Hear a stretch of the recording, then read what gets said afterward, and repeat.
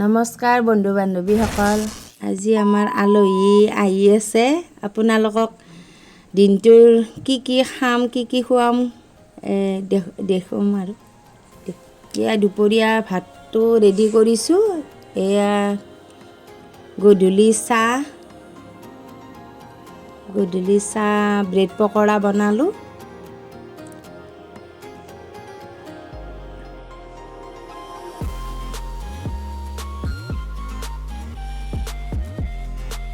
এয়া ৰাতিৰ কাৰণে মাংস আনিছোঁ, মাংস বনাই আছোঁ।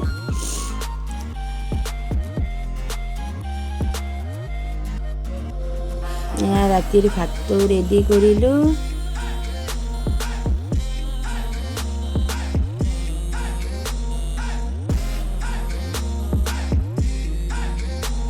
এতিয়া চবেই ৰাতিৰ ভাত খাব ওলাইছে।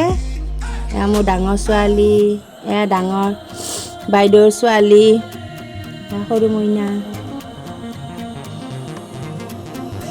এই গুটি লৈ ইমানে